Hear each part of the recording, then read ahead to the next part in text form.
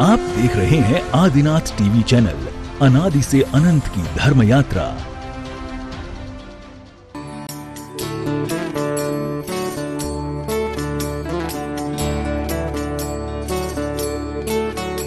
इस कार्यक्रम के पुण्यार्जक हैं श्री कंवरलाल जी महावीर प्रसाद जी, पाटनी, मदनगंज, किशनगढ़, राजस्थान। लोग दीपक की तुलना केवल ज्ञान से किया करते हैं, लेकिन आज इस अवसर पर केवल ज्ञान तो अपनी जगह है ही, शास्त्रों के अनुसार है ही, लेकिन मैं उस दीपक की तुलना करूंगा, उस दीपक की उपमा करूंगा हम सभी के समक्ष, जो सन्निधि प्रदान कर रहे हैं और विराजमान है पूज्य गुरुदेव सुधा सागर जी महाराज।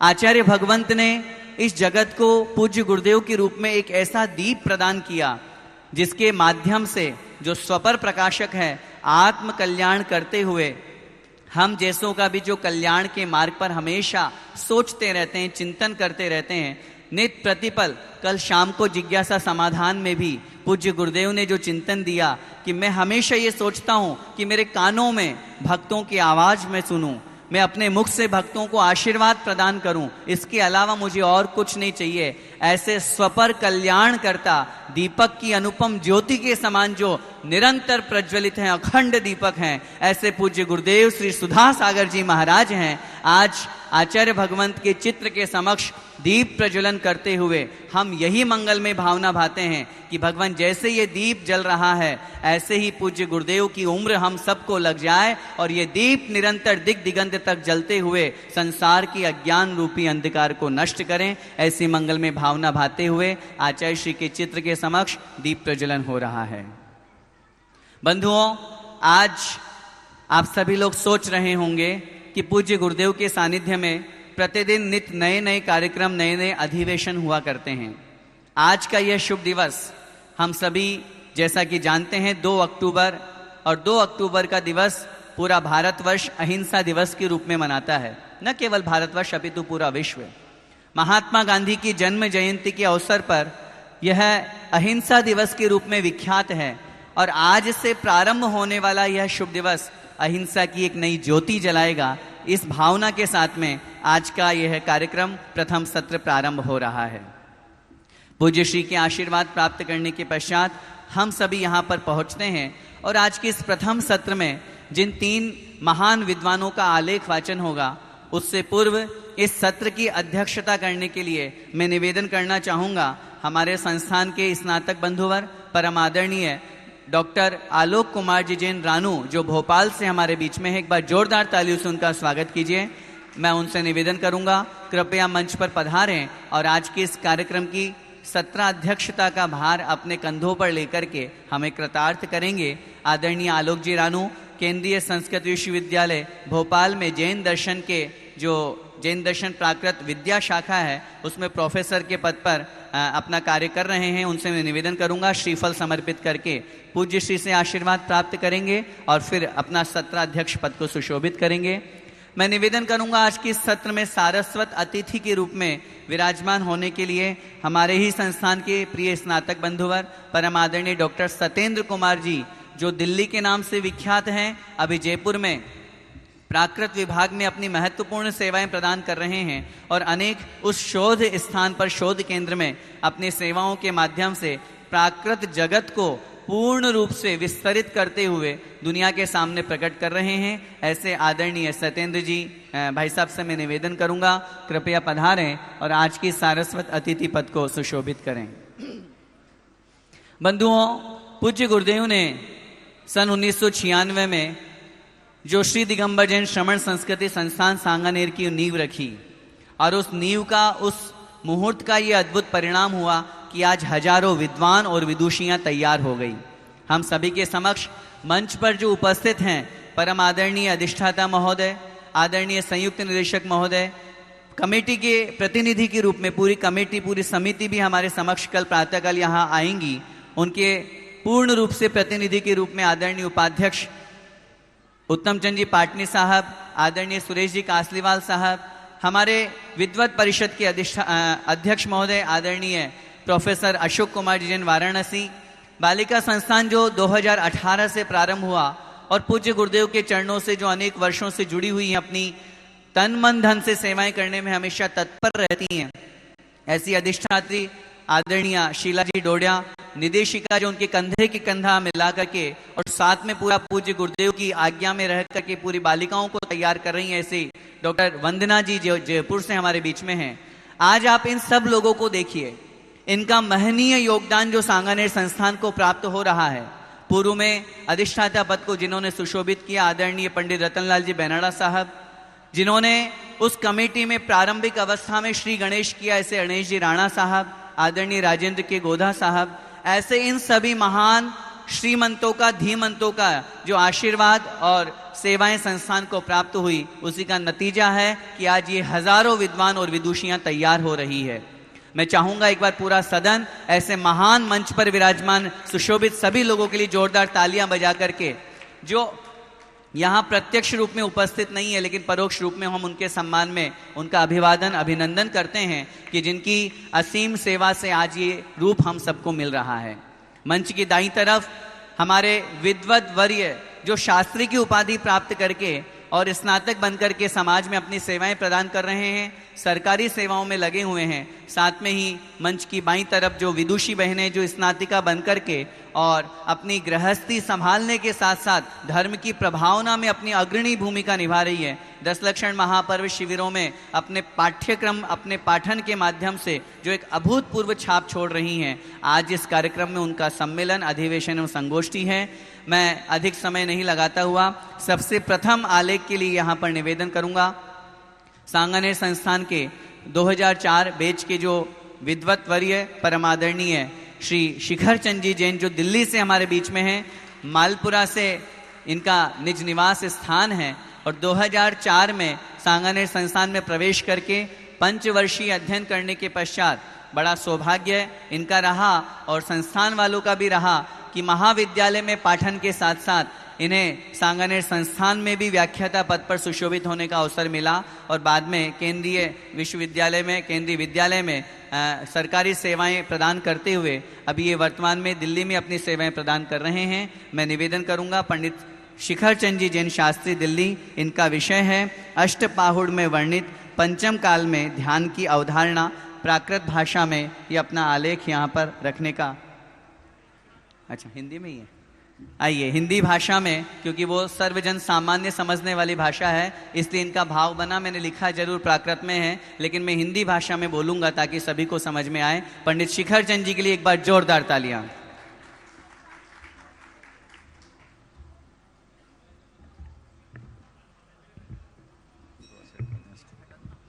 ओम। ज्ञानं नाम किमस्ति येन गदितं ज्ञात्वा निजं ज्ञानिनं। ध्यानं नाम किमस्ति येन गदितं ध्यात्वा निजं देहिनं। तप्तं नाम किमस्ति येन गदितं तप्त्वा निजं देहकं। साधूनां हि शिरोमणिं निजगुरुं वन्दे सुधा सागरं, वन्दे सुधा सागरं। ज्ञान क्या है? यह जिन्होंने अपने ज्ञान स्वरूपी चैतन्य को जानकर हमें बताया है। ध्यान किसे कहते हैं? यह जिन्होंने अपनी आत्मा का ध्यान करके हमें बताया है। और तप किसे कहते हैं? यह जिन्होंने अपनी कंचनमय काया को तपाकर जिन्होंने हमें बताया है। ऐसे ज्ञान, ध्यान, तपो रक्त, तप की त्रिवेणी, साधुओं में शिरोमणि, श्रमण शिरोमणि, परम पूज्य निर्यापक श्रमण मुनि पुंगव श्री सुधा सागर जी महाराज को मैं कोटिशः नमोस्तु अर्पित करते हुए संपूर्ण संघ को, पूज्य शुल्लक वर्य को मैं इच्छामि निवेदित करते हुए सभी विद्वानों को सादर जय जिनेन्द्र। मेरे आलेख का विषय है अष्टपाहुड़ में वर्णित पंचम काल में ध्यान की अवधारणा। मान्यवर, हम सभी संसार में जितने प्राणी हैं उनमें जितनी भी प्रवृत्तियां हैं उनका उद्देश्य है दुख की निवृत्ति एवं सुख की प्राप्ति। इस सुखोपलब्धि की यात्रा का अंतिम पड़ाव सभी दर्शनों और सभी धर्मों ने मोक्ष को स्वीकार किया है। भगवान ऋषभदेव से लेकर भगवान वर्धमान पर्यंत जो यह श्रमण संस्कृति मोक्ष मार्ग में, श्रमण संस्कृति में जो मोक्ष मार्ग अंगीकृत किया गया है, उसमें ध्यान का विशेष महत्व है। हम कह सकते हैं कि आत्मस्थ होने के लिए ध्यानस्थ होना अनिवार्य है। जब तक कोई ध्यानस्थ नहीं होता तब तक वह आत्मस्थ हो ही नहीं सकता।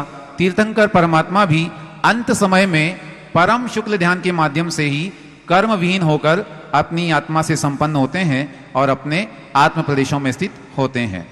ध्यान के प्रकरण में 4 बातें यहां आएंगी: ध्यान, ध्याता, ध्येय और ध्यान का फल।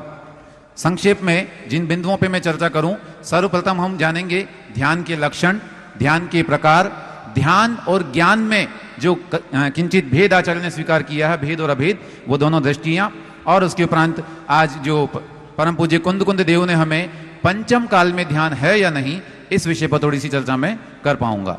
ध्यान शब्द ध्येय चिंतायाम, इस धातु से ल्युट प्रत्यय करने पर, भाव अर्थ में ल्युट प्रत्यय करने पर व्युत्पन्न होता है, जिसका अर्थ है चिंतन करना। परम पूज्य पूर्वाचार्यों ने ध्यान के अनेक लक्षण ग्रंथों में हमें प्रदान किए हैं। सर्व प्रसिद्ध लक्षण हम सभी को ज्ञात है, उत्तम सहनन से एकाग्र चिंता निरोधो ध्यान मांतर मुहूर्तात, हम सभी से सुपरिचित हैं। तत्वानुशासन में पूज्य महाराज लिखते हैं, नागसेन स्वामी, यत पुनर्ज्ञान मेकत्र नैरंतर्यण कुत्रचित अस्ति तद्ध्यान मात्रापि क्रमो नाप्य क्रमोततः है। अर्थात किसी एक विषय में निरंतर रूप से ज्ञान का रहना ध्यान है, और वह वास्तव में क्रम रूप ही है, अक्रम नहीं। अगर कोई ये चिंतन करे कि ध्यान का मतलब हो गया कि सभी चीजों का निषेध कर दिया, तो उसमें कोई क्रम नहीं होगा, लेकिन ऐसा नहीं है। आचार्य कहते हैं वह क्रम रूप ही है। निश्चय लक्षण की जब बात करते हैं तो बहुत ही संक्षेप में आता है वहां पर, आत्मस्थितः आत्मा एवं ध्यानम। आत्मा में जब आत्मा स्थित हो जाए, इसी का नाम निश्चय ध्यान है। यहां व्याख्यान पूरा किया गया है षटकारक के माध्यम से कि आत्मा में आत्मा को इत्यादि समय की अपनी सीमा होती है, इसलिए उस व्याख्यान को यहां पर मैं संक्षिप्त में कहते हुए आगे बढ़ता हूं कि ध्यान की जो है एक लक्षण बड़ा अच्छा आया है वहां पर, चित्त विक्षेप त्यागो ध्यानम। चित्त के जो विक्षेप हैं उनके त्याग का नाम ध्यान है। ज्ञान में वह स्थिति शायद नहीं है। सो ज्ञान और ध्यान में क्या अंतर है, इसे स्पष्ट करते हुए आचार्य कहते हैं, एकाग्र ग्रहणम चात्र वैयग्र विनिवृत्तये व्यग्रम ही ज्ञानमेव स्यात् ध्यानम एकाग्र मुच्यते। अर्थात ध्यान के लक्षण में जो एकाग्र का ग्रहण है, एकाग्र चिंता निरोधो, तो वह व्यग्रता की निवृत्ति के लिए है। ज्ञान वस्तुतः व्यग्र होता है, ध्यान नहीं। ज्ञान और ध्यान में यह थोड़ा सा भेद है। ध्यान को तो एकाग्र कहा जाता है। पूज्यवर जिनसेन स्वामी महाराज ने लिखा है, यद्यपि ज्ञान पर्यायो ध्यानाख्यो ध्येय गोचर है तथापि एकाग्र संदष्टो धत्ते बोधादि मान्यताम।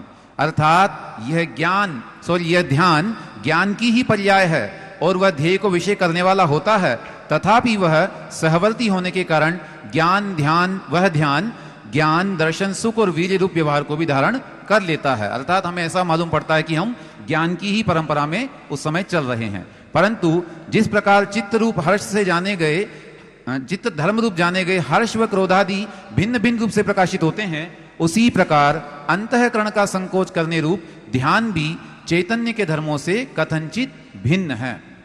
ध्यान के प्रकार हम सभी जानते हैं। सामान्य रूप से 4 भेद इसके हमें शास्त्रों में प्राप्त होते हैं। आर्त रौद्र धर्म शुक्लानी, विशेष रूप से जो मुझे यहाँ मालूम पड़े हैं उसमें से 2 दृष्टियां और हैं। 2 प्रकार का ध्यान, प्रशस्त और अप्रशस्त। एक विशेष यहाँ आया है, 3 प्रकार के ध्यान की भी आचार्य ने चर्चा की है। वो कहते हैं कि कितने ही संक्षेप रुचि वालों ने 3 प्रकार का ध्यान माना है। जीव का आशय 3 प्रकार का ही होता है। प्रथम पुण्य रूप शुभाशय, द्वितीय विपक्ष रूप अर्थात पाप रूप आशय है, और तीसरा शुद्धोपयोग रूप नामा, तीसरा ध्यान है। सो ध्यान के ये 3 भेद भी हमको यहाँ पर प्राप्त हुए हैं। ध्यान का काल अंतर मुहूर्त कहा गया है, अधिक समय के लिए ध्यान नहीं हो सकता है। क्योंकि लिखा है, किसी ने प्रश्न किया कि जो हम सुनते हैं कि लोग महीने महीने भर तक ध्यान करते हैं, तो कह रहे हैं कि नहीं, यह बात सत्य नहीं है। इतने काल तक ध्यान केंद्रित करेंगे तो इंद्रियों का उपघात ही हो जाएगा।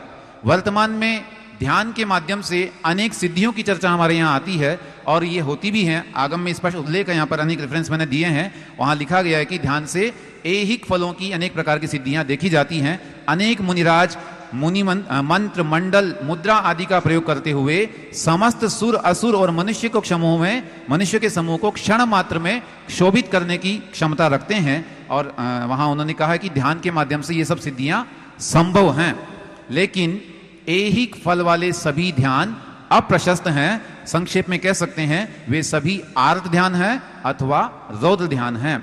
आचार्य ने लिखा है कि विद्यानुवाद पूर्व से असंख्य भेद वाले अनेक प्रकार के विद्वेषण, उच्चाटन आदि कर्म कौतूहल प्रकट किए गए हैं, परंतु वे सब कुमार्ग व कुध्यान के अंतर्गत आते हैं। अतः हमें ऐसे ध्यानों से बचना चाहिए, पारमार्थिक ध्यान ही हमारा लक्ष्य होना चाहिए।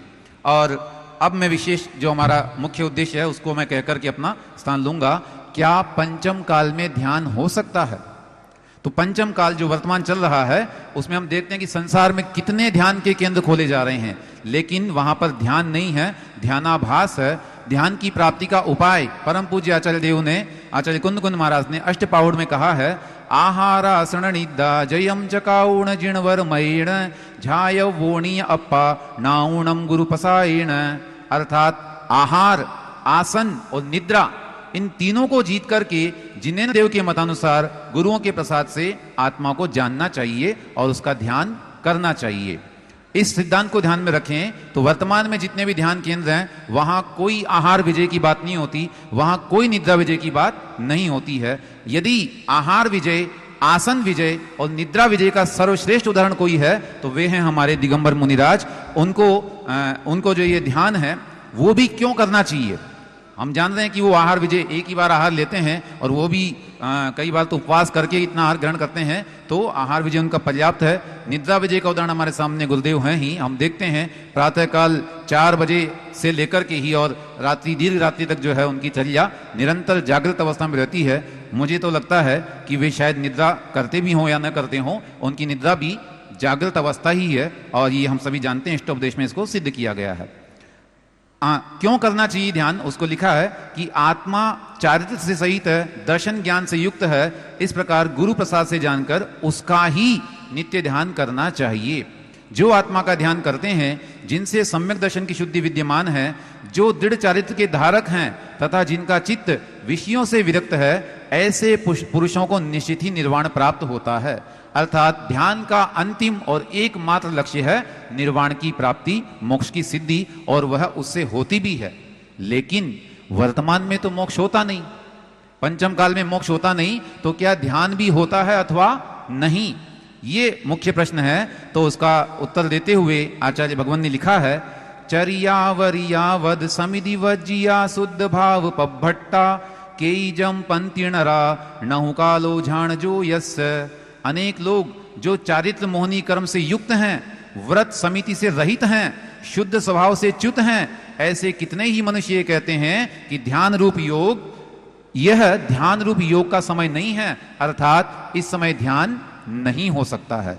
उनका निराकरण करते हुए आचार्य ने लिखा है, मैं गाथाएं यहां नहीं पढ़ रहा हूं, इशारा हो गया है, उनका भाव में बता रहा हूं केवल, कि जो सम्यक्त्व तथा सम्यक ज्ञान से रहित हैं, जिनका कभी मोक्ष नहीं होना है तथा जो संसार संबंधी सुख में ही अत्यंत रत हैं, ऐसा अभव्य जीव, आचार्य महाराज का शब्द है, ऐसा अभव्य जीव ही कहता है कि यह ध्यान का समय नहीं है, अर्थात इस समय ध्यान नहीं हो सकता, प्रकारांतर से मुनिचर्या का पालन नहीं हो सकता। ऐसा निषेध करने वाली जो धारा, हम सभी परिचित हो उससे, और कहना चाहिए हमारे इस आलेख में यहां तक आने में वो धारा भी एक निमित्त है। सो उस धारा को समझना चाहिए। आचार्य देव के शब्द हैं, उनको अभव्य शब्द से उन्होंने संबोधित किया है, जो वर्तमान में ध्यान का निषेध। और ध्यान का किसका? मुनियों के ध्यान का। हम लोगों के ध्यान की बात नहीं हो रही यहां पर, ये मुनिराजों द्वारा किए गए ध्यान की बात है। आचार्य महाराज कह रहे हैं वर्तमान में अगर ध्यान नहीं तो फिर मुनि मुद्रा कैसे? अर्थात वे साक्षात आचार्य कुंद कुंद देव के वचनों का तिरस्कार कर रहे होते हैं। जो 5 महाव्रतों, 5 समितियों तथा 3 गुप्तियों के विषय में मूढ़ हैं तथा अज्ञानी हैं, वही कहता है कि यह ध्यान का काल नहीं है, यह ध्यान का समय नहीं है। भरहे दुस्सम काले धम्म जानम हवे साहुस तम अप सहावठी दे नहु मरणई सोवी अण्णाणी। अर्थात इस भरत क्षेत्र में दुष्यम पंचम काल में मुनि के धर्म ध्यान होता है, और वह धर्म ध्यान आत्म स्वभाव में स्थित साधु के होता है। ऐसा जो नहीं मानता वो अज्ञानी है। अंतिम गाथा मैं यहां पढ़ करके और संक्षेप करूंगा कि अज्जवित्रयण शुद्धा अप्पा जाए विलहई इंदत्तम लोयंती देवत्तम तत्थचुवाणी बुद्धिम जंती। आज भी रत्नत्रय से शुद्धता को प्राप्त हुए मनुष्य आत्मा का ध्यान कर इंद्र पद तथा लोकांतिक देवों के पद को प्राप्त होते हैं, वहां से च्युत होकर निर्वाण को प्राप्त होते हैं। मुझे स्मरण आ रहा है परम पूज्य गुरुदेव आचार्य श्री विद्यासागर जी महाराज का वह उद्बोधन, जहां वो कहते थे कि वहां कुंद कुंद भी मिलेंगे, वहां पूज्य पाद स्वामी मिलेंगे और मेरे गुरुदेव आचार्य ज्ञान सागर मुनिराज मिलेंगे। निश्चित ही वहां आचार्य महाराज विराजमान हैं, अपने गुरु सानिध्य का वो लाभ वहां ले रहे होंगे। ऐसे परम पूज्य आचार्य भगवान के चरणों में मैं कोटिशः अपनी प्रणति निवेदित करते हुए, और जिन्होंने हमें ध्यान करना सिखाया, सर्वप्रथम जो हमें ध्यान का परिचय कराते हैं, यहाँ सभी जो परंपरा विराजमान है सामने, उनको ध्यान का परिचय जिन्होंने कराया, ऐसे महाध्यानी पूज्य गुरुदेव सुधा सागर जी महाराज के चरणों में कोटिशः नमोस्तु करते हुए अपने वाणी को विराम देता हूं। जय जिनेन्द्र। बहुत बहुत धन्यवाद भाई शिखर चंद जी को। किन्हीं अगर श्रोता गणों में से विद्वत वरियों का किसी का कोई प्रश्न हो, भैया माइक वाले भैया माइक की व्यवस्था कर दें तो अपना प्रश्न रख सकते हैं। विदुषी बहनों से भी निवेदन है, ये आपका प्रथम मौका है, पहला अवसर है। अगर आप लोग भी यहाँ पर, चूंकि आपका भी आलेख वाचन होगा और जो आलेख यहाँ हो रहे हैं उनमें से अगर आपको कोई जिज्ञासा रखनी हो, कोई प्रश्न हो, तो आप आलेखकर्ता से अपनी बात यहाँ पर रख सकते हैं। यहाँ स्टेज पे आ जाइए माइक वाले।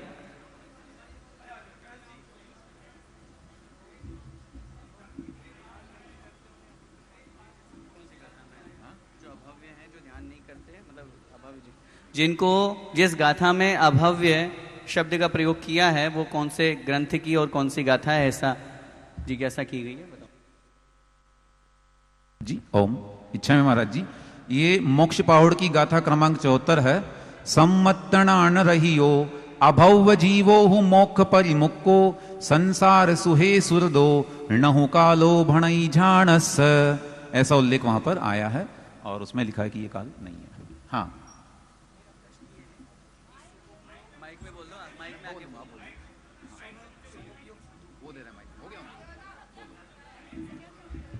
आदरणीय पंडित जी को जय जिनेन्द्र। मेरा प्रश्न ये है कि शुभोपयोग, अशुभोपयोग और शुद्धोपयोग भी आए हैं, तो उपयोग में और शुभ ध्यान में, अशुभ ध्यान में और शुद्ध ध्यान में क्या अंतर है? क्या ये दोनों एकार्थक हैं या अलग अलग है? देखिए, संसार प्राप्ति जिनका फल है, ऐसे जो खोटे ध्यान हैं कि मुझे पुत्र हो जाए अथवा मेरे घर में अमुक सदस्य आरोग्य को प्राप्त हो, इस दृष्टि से जो ध्यान किए जाते हैं वे अशुभ ध्यान के अंतर्गत आए हैं और नियम से वे अशुभोपयोग ही हैं। इसी रूप में जो अपने गुरुओं के इत्यादि के कार्य के लिए, मान लीजिए कि हमारे गुरु का स्वास्थ्य अच्छा हो, और भी अनेक अनेक निमित्त से हम ध्यान कर सकते हैं, तो वे ध्यान शुभ में आते हैं। और जो परम पूज्य दिगंबर मुनिराज करते हैं वे शुद्ध ध्यान के अंतर्गत वहां हमें ग्रहण करने चाहिए। यह ज्ञानाणों का तो तत्वानुशासन के अंतर्गत दृष्टि आई है, आप वहां से और स्पष्ट देख सकते हैं। विद्वत जन चक्रवर्ती वादी पिता में गुरु नाम चरण कमलियो बारंबार नमोस्तु। हमारा प्रश्न है कि जैसे ध्यान की परिभाषा अपन बनाते हैं कि आत्मस्थ होना ही ध्यान है, और चित्त के विक्षेपों का नाश होना, जो योग दर्शन में भी आता है, ये परिभाषा चित्त के विक्षेपों का निरोध होना ध्यान कहलाता है। तो जब अपन ध्यान के 4 भेद करते हैं, आर्त, रौद्र आदि, तो परिभाषा, लक्षण की परिभाषा तो ये होती है कि जहां पूरे लक्षण में परिभाषा घटित हो, लेकिन जो अपन ध्यान की परिभाषा बना रहे हैं, आत्मस्थ होना और चित्त के विक्षेप का निरोध होना, तो ये परिभाषा आर्त, रौद्र ध्यान में कैसे बनाएंगे अपन? आपने शायद वो ध्यान की परिभाषा में एक शब्द नहीं सुना, निश्चय ध्यान का लक्षण। आत्मस्थ होना, आत्मस्थ आत्मा जो हमने कहा, वो निश्चय ध्यान का लक्षण है। वहां पर ध्यान के 2 भेद भी हो जाते हैं, निश्चय ध्यान और व्यवहार ध्यान। इस दृष्टि में रखेंगे तो निश्चय ध्यान में आत्मस्थ आत्मा आएगी, और जहां सामान्य ध्यान की चर्चा की जाएगी वहां पर हम एकाग्र चिंता निरोध को अंगीकार करेंगे। इसका मतलब ध्यान की लक्षण में फिर परिभाषा कैसे घटित होगी? क्योंकि परिभाषा कैसे घटित करेंगे अपन की? रौद्र ध्यान में ध्यान की परिभाषा बनाए कैसे अपन? रौद्र ध्यान में कैसे परिभाषा घटाते हैं? ध्यान सामान्य की परिभाषा को जब हम बात करते हैं तो वहां पर एकाग्रता कही गई है, ज्ञान में व्यग्रता है और वहां पर सारी चीजों को, जितने भी विकल्प हैं, उनसे हट करके किसी एक बिंदु पर केंद्रित होना, इसका नाम ध्यान है। तो यह आर्त ध्यान और दौर ध्यान में भी संभव है। निरंतर अपनी बीमारी का ही चिंतन करते रहना कि मैं बीमार हूं, मैं बीमार हूं, मैं बीमार हूं, ये कैसे दूर होगा, इत्यादि कष्टों को ही विचारना में लाना, यह आर्त ध्यान के अंतर्गत, दौर ध्यान के अंतर्गत आएगा। और चूंकि वहां पर भी अन्य विकल्पों का निषेध हो रहा है, अतः वो ध्यान कहलाएगा। जय जिनेंद्र, मेरा प्रश्न यह था कि आपने उदाहरण देते हुए बताया, आचार्य जयसेन महाराज ने ध्यान को ज्ञान की पर्याय बताया। हाँ। यदि ध्यान ज्ञान की पर्याय है तो फिर आचार्य कुंद महाराज ने भाव पाहुड़ की 53वीं गाथा में कहा कि जो मुनि शिवभूति महाराज थे, उन्होंने मात्र तपस्चरण करती ही तुलतुस्त मात्र का वो उदाहरण दिया और बताया कि उन्हें मात्र इतने ही ध्यान करते रहे और मोक्ष को प्राप्त हो गए। उन्हें तो किसी बात का ज्ञान ही नहीं था, तो अब फिर ज्ञान ध्यान की पर्याय कैसे घटित हुआ? नहीं, ये तो प्रश्न ही थोड़ा सा जो है उतना उचित नहीं लग रहा मुझे समय देने के लिए, क्योंकि वो ध्यान जो है वो ज्ञान की पर्याय है। आत्मा का गुण है ज्ञान, और उसी ज्ञान के माध्यम से वह ध्यान हो सकेगा। बिना ज्ञान के ध्यान हो ही नहीं सकता है। नमोस्तु महाराज जी। पंडित जय जिनेंद्र, उनको भाव ज्ञानता दीदी जी से निर्देश मिल रहा है, जो आप प्रश्न कर रहे हैं उसमें। जिज्ञासा ध्यान मांतर मुहूर्तात् से है। हाँ। तो उस स्थिति में जो एक पूर्व कोटि तक केवली भगवान और वर्षों तक श्रवण ध्यान करते हैं, तो उनके ध्यान की क्या स्थिति रहती है? नहीं, वो ध्यान नहीं करते हैं। ध्यान का काल तो अंतर मुहूर्त ही है, ये नियम से है। निरंतर ध्यान की अवस्था नहीं होती है, विषय परिवर्तन उसका होता रहेगा। एक विषय पर जो है वो अंतर मुहूर्त से अधिक ध्यान नहीं है। अंतर मुहूर्त में ही मोक्ष की सिद्धि होती है, ये निरंतर उसमें कहा गया। बहुत बहुत धन्यवाद भाई शिखर चंद जी, जिन्होंने बहुत सुंदर यहाँ पे आने वाले प्रश्नों का समाधान दिया। मैं निवेदन करना चाहूँगा द्वितीय आलेख के रूप में खातेगांव से जो हमारे बीच में हैं और दिल्ली में BLI में अपनी सेवाएं प्रदान कर रहे हैं, पंडित मोहित जी शास्त्री, जोरदार तालियों से स्वागत कीजिए। इनका विषय है अष्टपाहुड़ में प्रतिपादित पंचाचार की महत्ता। अष्टपाहुड़ में वर्णित पंचाचार की महत्ता, और प्राकृत भाषा में इन्होंने बहुत अच्छा कार्य किया है, कर रहे हैं। और अभी इनकी सिनोप्सिस भी महाराज जी पास हो गई है, और ये कुछ ही दिनों में, कुछ ही मैं कहता हूँ महीनों में ही अपनी पूरी थीसिस लिख करके लाडू विश्वविद्यालय में सबमिट करेंगे। आदरणीय अधिष्ठाता महोदय डॉक्टर जय कुमार जी सर का पूरा सानिध्य मार्गदर्शन को प्राप्त हो रहा है। ऐसे विद्वद्वर्य आदरणीय मोहित जी खातेगांव।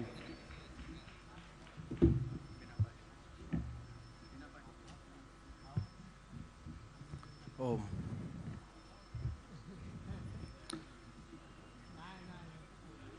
धम्मो मंगल मुक्किठम अहिंसा संयमो तबो देवा वित्तम नमश्यन्ति जस्स धम्मे सयामणो।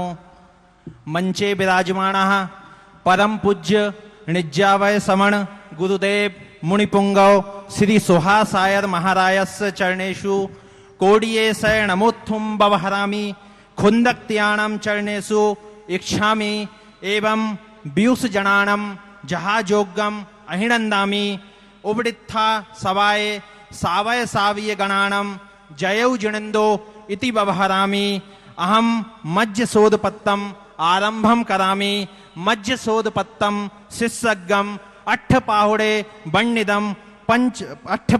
वर्णिदम पंचायाराणाम महतम। अट्ठपाहुड़म आयरीय कुंद कुंद स्वामिना विदिचिदम जिणागमस्य महत्वपूर्णम ग्रंथम अत्थि।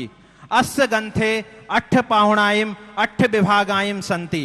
अट्ठपाहुड़ेषु सीनपाहुणम अंतिम पाहुणम परिगणितम।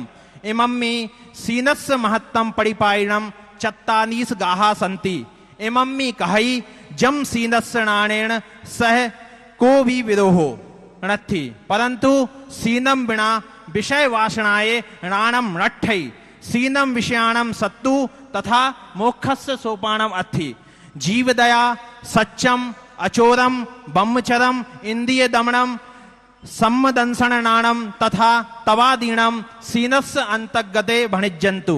जैन दंसने आयारस्य ठाणम सब्ब पडमम अत्थि। आयरीय कुंद कुंद स्वामिनः चारित्तस्य धम्मो कहियो चारित्तम खलु धम्मो इति। जिणागमेषु भणियम राणस्य सार मायारो भावत्थो नाणस्य सार एवं आयारो एव अत्थि आयरणम एवं मोक्षम दहितुम परम सखम साहनम अत्थि चारित्रम आयरीय पूज्यपाद स्वामिनः बुत्तम चरति चर्यते अनेन चरण मात्रम व चरित्रम चारित्रम भावत्थो जो आयरणम करई अथवा जेण आयरणम करी जौ अथवा आयरण मत्तम चरित्रम अत्थि आयार सदस्य अथो अत्थि आयरणम आयरई पानई इति आयारो जेणम आयरणीयम सो एव आयारो आयार शब्द सक्कय भाषे आंग उपसर्ग पुब्बग चद धाउमी घय पच्चेण निफण्णम चद धाउस्य प्रयोगम मुख्येण गमई चनई तियत्थे भवई अम्मम्मी मणम्मी सुह व्याराणाम उपन्नम व्यारो अथि सुह बाणी पयोगो उच्चारो अथि सुह व्याराणाम जीवने धारणम आयारो अथि उक्किठम आयारेण एव उक्किठम व्याराणाम उत्पत्ति भवई उक्किठ व्यारेण एव आयारो उक्किठम निम्मिदम च औ आयारो व्यारो च परस्परम सपेक्षम अथि अनादि निधन जैन परंपराए आयारम सब्बाइगम महत्तम दत्तम आयारस्य विषय विवेणम कहिय विश्वे जिया जीवा अथि तीसु सब जीवेशु मानवो सब सेठो अथि सब मानवेशु राणी सेठो सब राणीसु आयार वाणो परम सेठो अथि मनु समीये कहिय आचारो परमो धर्मः आयारो एव सेठ धर्मो आयारस्य महिमा भगवद गीयम्मि कहिय आचाराद विद्या संप्राप्ति आयुर्वृद्धिर यशाशुकम कांतिर धर्मा सतो व्रतम आचारः किम न साधयेत भावत्थो आयारत्तो विद्या आऊ सुह कीर्ति सद्गुणाणम च विद्धि भवई आयारस्य शुद्धियो सत्तम शुद्धि भवई आयारेण चित्तम एकाग्रम भवियो मोक्ष मग्गे पशत्थम भवई आओ आयारो सीनस्य पमुहम अंगमत्थि सीन पाहुड़े सीनस्य महत्तम बंड्योम कहिय सीनो तवो विशुद्धो दंसन शुद्धि अणान शुद्धिया सीनम विषयाण अरि सीनम मोक्षस्य सोवाणम भावत्थो सीनम विशुद्धम तवमत्थि सीनम दंसनस्य शुद्धि सीनो एव नाणस्य शुद्धि सीनो विषयाणम सीनम विषयाणम सत्तु एयम मोक्षस्य सोपानमत्थि उपजुत्तम कथनानुसारेण फुणमिदम जम जस्य जीवस्य समता भावेण सीनम पगटम भवई तस्य एव तवस्य दंसनस्य नाणस्य च शुद्धि पगटम भवई सो एव जीवो विषयाणम नट्ठुम सक्कई सो एव मोक्षम पावितुम समर्थो भवई अदो सीनो मोक्षस्य परमम कारणमत्थि आयारस्य परिभाषा कथितुम समय सायार धम्मामये कहिय सुवस्य सुक्ति अनुसारेण निम्मणम सम्मदंसन नाणीसु जो जदम करिजई सो एव आयारो कहि सीनस्य महत्ता तब विनयादि हिम अविसेठा अथि इति अठ पाहुड़े भणिदम उददि वा रदन भरिदो तब विनय सीन दान रैणाणम तम छिंदत्ति कयत्था तब संयम सीनय गुणेन जथा उददि रदन भरिदो भवई तथा अभी तत्थम्मि जन्म एव सोवई तथापि जीवो अयम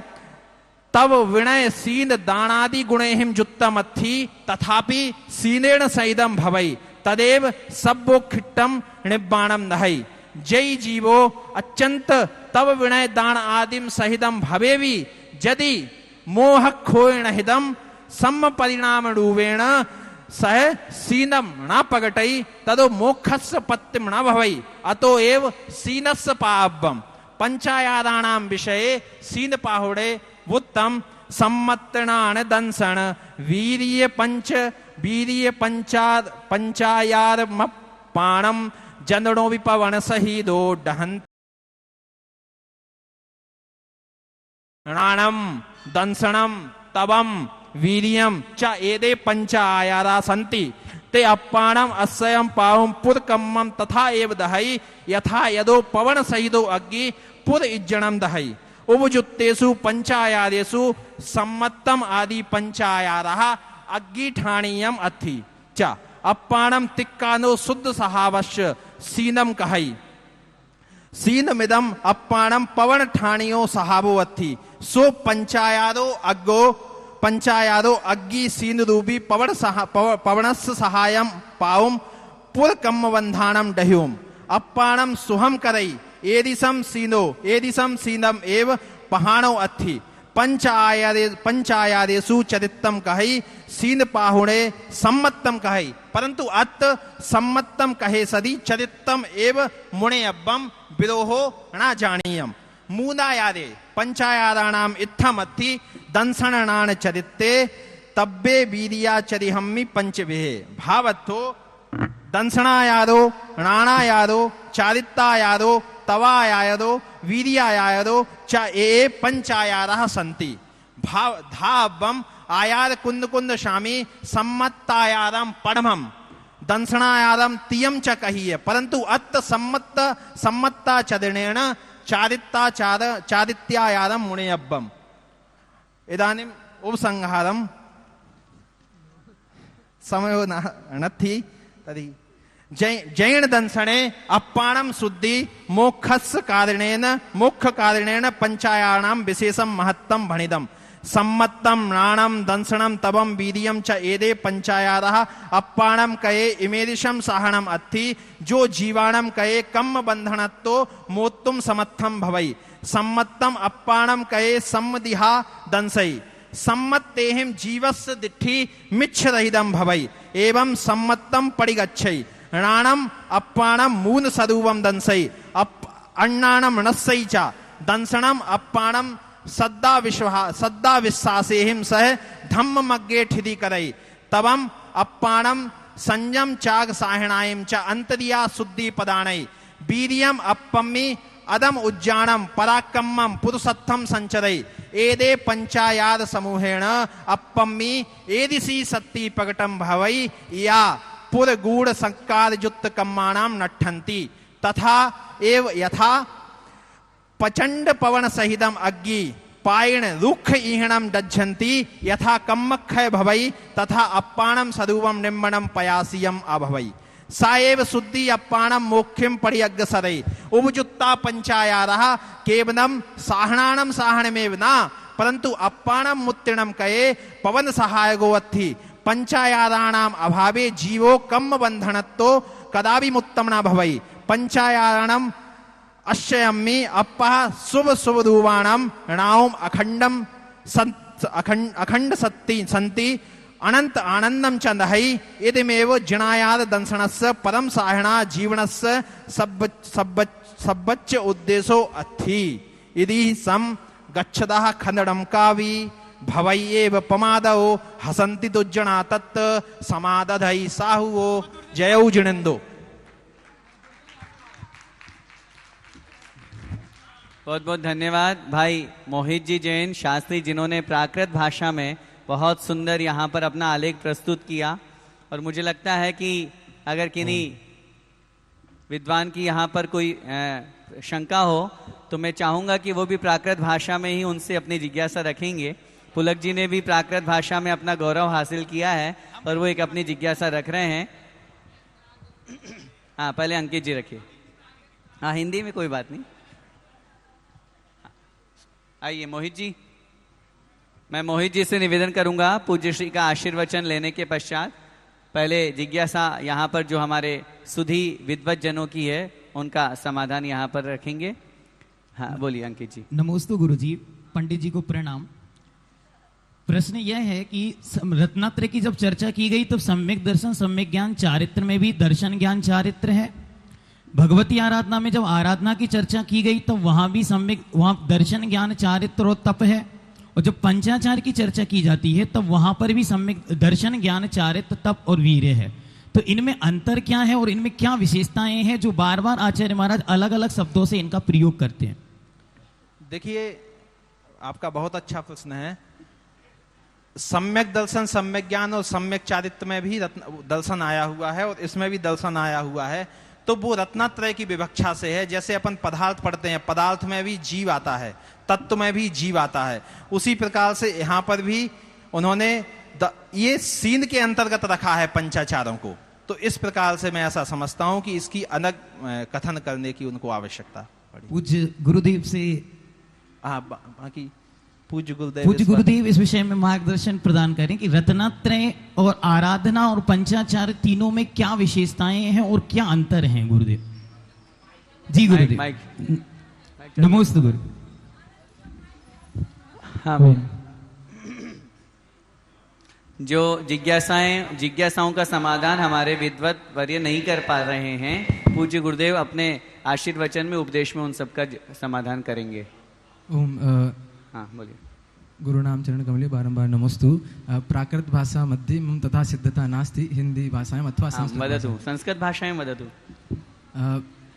भवताम् उक्तं, भवद्भिः उक्तं सील मध्ये यथान् आचारं किम् इत्युक्ते सील नाम शीलानां भेदं किमर्थं तत्र न प्राप्तं, तत्र सील पाहुड मध्ये किमर्थम् इत्युक्ते आचार्यस्य पंच दर्शन ज्ञान चारित्र इत्युक्ते पंच भेदाः तत्र सन्ति, परन्तु शीलस्य भेदानां वर्णनं तत्र किमर्थं न कृतवान्? पूज्य प्राचीन आचार्य कृतवान् अथवा अग्रिमे आचार्य अभवन् ते? मैं आपका प्रश्न समझ गया हूं। आपने कहा कि सींध का जो वर्णन है, हाँ सींध पाहुड़ में आया है। नहीं, भेद प्रभेद का वर्णन क्यों नहीं आया? मतलब क्योंकि आचार्य का वर्णन तो, आचारों का वर्णन तो कर दिया उन्होंने, लेकिन भेद प्रभेद का वर्णन क्यों नहीं किया? सीलों का भेद प्रभेद का वर्णन इन्होंने सील पाहुड़ के मध्य में पूज्य कुंद स्वामी ने सीलों के भेद जैसे अपन सुनते भी हैं, अन्य जैसे अणुव्रत इत्यादि होते, उनके सीलों का भेद तो आता है, लेकिन जो अणुव्रत गुणव्रत में, लेकिन इनमें सीलों का भेद का वर्णन क्यों नहीं आया? आया है ना, सम्यक दर्शन ज्ञान। तो आचार के भेद हैं, आपने कहा था आचार के भेद, दर्शन ज्ञान चारित्र इत्यादि रूप। नहीं, सीन का वर्णन वहां पर उन्होंने प्राप्त नहीं हुआ है। ये कहा है कि सीन का जो पालन करता है वही परम निर्वाण की प्राप्ति करता है। पहले के आचार्यों ने या फिर ये प्रवर्तन बाद में हुआ, ऐसा कोई कुछ हुआ जिससे मतलब पहले के आचार्यों ने नहीं किया हो, सो कुंद स्वामी ने नहीं किया और बाद वाले आचार्यों ने? गौमठ साल जीवकांड आदि में तो प्राप्त होता ही है। सीन के 18,000 भेदों की चर्चा हम देखते हैं, तो ये प्राप्त होती ही है। और पूज्य गुरुदेव के मुख से समाधान चाहते हैं। बहुत अच्छी जिज्ञासा अक्षत जी ने रखी। मैं उनको कहूंगा, चूंकि मोहित जी का विषय पूरे अष्टपाहुड़ को लेकर के पंचाचार का था, इसलिए उन्होंने उसका विशेष आलेख यहाँ पर रखा। अकेले शील पाहुड़ का नहीं था, और शील पाहुड़ पर जिनका आलेख होगा या शील पाहुड़ विषयक जिनका विशेष होगा, वहां पर आपको उत्तर देखने को मिलेगा। बहु सोगणम आलेह वायणम कयम मोहित सत्थिणा। धन्यवाद। प्रायः ये होता है कि जब हम भाषा पर ध्यान देते हैं तो भाष्य गायब हो जाता है, लेकिन आपने बहुत प्रयास किया कि भाष्य वहाँ पर जीवित रहे। मेरी जिज्ञासा है कि आपने कहा पंचाचार का पालन किए बिना कोई मोक्ष जा नहीं सकता। अब मेरी जिज्ञासा ये है कि पंचाचार तो मूलगुण आचार्यों का है, मुनियों के मूलगुण में पंचाचार आता नहीं है, और मुनिगण भी मोक्ष जाते हैं, तो फिर ये कथन कैसे सिद्ध होगा कि पंचाचार का पालन किए बिना कोई मोक्ष नहीं जा सकता? इसके संबंध में यह है कि जो सीन है वो तो मुनि महाराजों के होता ही है। आचार्य तो पंचाचार का पालन करते हैं, कराते हैं। इसका अर्थ यह नहीं है कि मुनि महाराज इन पंचाचारों का पालन नहीं करते हैं, क्योंकि उनके भी सीन है। 18,000 सीनों की जब हम बात करते हैं तो ये उसमें अंतर्भूत हो जाते हैं, ऐसा मैं समझता हूं। दर्शनाचार, ज्ञानाचार, तपाचार, वीर्याचार आदि में। एक प्रश्न मेरा है मोहित जी। इस प्रश्न के उत्तर में आदरणीय पुलक जी जो प्रश्न किया है, पंचाचार विशेष रूप से आचार्यों के मूल गुणों में है, लेकिन पूज्य जो साधु परमेष्ठी होते हैं उनके भले ही वो मूल गुणों में नहीं है, लेकिन उनके 28 मूल गुणों में इन पंचाचारों का अंतर्भाव होता है, और वो दर्शन, ज्ञान, चारित्र, तप और वीर्य इनका पूर्ण रूप से पालन करते हैं। ठीक है, आचार्य परमेष्ठी के मूल गुणों में उसका वर्णन दिया गया है, वो उस रूप में दिया गया है जैसे षट आवश्यक 28 मूल गुणों में भी है और उधर भी है। तो एक बार पूज्य श्री ने अपने जिज्ञासा समाधान में कहा था, वो स्वयं भी पालन करते हैं और दूसरों को भी कराते हैं। उस दृष्टि से वहां पर उस कथन को समझना चाहिए। मोक्ष शील पाहुण ग्रंथम पठित्वा हम अगच्छामि। यत् शील पाहुण ग्रंथ आध्यात्मिक विषय वस्तु साहित्यिक शैल्यां निबद्ध ग्रंथः अस्ति, तत्र सैद्धांतिक व्याख्या नास्ति। शीलस्य परिवार वृक्षः एवं शीलस्य विभिन्न विषयाः तत्र सन्ति, परंतु तत्र 18,000 भेदानाम् अपि चर्चा नास्ति। 18,000 जो भेद हैं वो अरहत परमेष्टि के होते हैं, सामान्य मुनियों के शील वो नहीं होता है। दूसरा ये है कि जो पंचाचार की बात है, इसमें चूंकि आपका विषय जो है उसमें शील विषय आ गया। मूल मुद्दा जब आपने शीर्षक बोला था, चूंकि आप मेरे शिष्य हो तो मैं इतनी बात कर सकता हूं कि जो मूल मुद्दा था वो ये था कि शील की पंचाचार का विषय। तो क्या हमने पंचाचारों को किसी कर्म के अभाव में, बंध प्रकृति के अभाव में भी उसको सो किया। और दूसरी बात, 4 आचार तो समझ में आते हैं, वीर्याचार को आप कैसे घटित करते हो, मुझे परिभाषा 5 आचारों की, जैसे ज्ञानाचार, दर्शनाचार तो समझ आते हैं, वीर्याचार को कैसे घटित करेंगे? क्या कोई परिभाषाएं आपने ली हैं, अन्य आचार्यों की परिभाषाओं को कोट किया है क्या? हाँ। और वीर्याचार को किस तरीके से कहेंगे आप? जी देखिए, आपने कहा कि उस पर 18,000 शील की व्याख्याएं प्राप्त नहीं होती हैं। 8 पहाड़ 8 पहाड़ों में निबद्ध है। मोक्ष पहाड़ बस, हाँ, सॉरी शील पहाड़ में हाँ, नहीं है ये। हाँ, शील पहाड़ में नहीं है। देखें, अंत के जो 2 पहाड़ हैं, सीन पहाड़ और लिंग पहाड़, इस पर तो सागर महाराज की टीका प्राप्त नहीं होती है, इसीलिए विस्तृत विवेचन नहीं है। मैंने 5 आचार्यों के भेद और उनके लक्षण, निश्चय, पंचाचार और व्यवहार दोनों के भेद दिए। समय अभाव के कारण से मैंने यहाँ पर प्रस्तुत नहीं किया है। वीर्याचार का आपने कहा, तो मैंने यहाँ पर वीर्याचार की परिभाषा देते हुए कहा है, ग्रंथ का नाम है प्रवचनसार, आचार्य कुंदकुंद स्वामी महाराज द्वारा विरचित। अच्छा, मैं ये समझ गया हूँ। 5 आचार में क्या ये संभव है किसी के 4 हो, वीर्याचार ना हो? ऐसा पॉसिबल है? हो सकता है। 3 भी हो सकते हैं। हो सकते हैं, जैसे रत्नात्रय में किसी का सम्यक दर्शन और सम्यक ज्ञान हो सकता है, चारित्र नहीं। बिना वीर्य, एक गाथा आई है, वीर्यायत्तम, ज्ञान के लिए वीर्य चाहिए, वीर्य शील से आएगा और शील से वीरता, एक दूसरे का संबंध दिखाया है।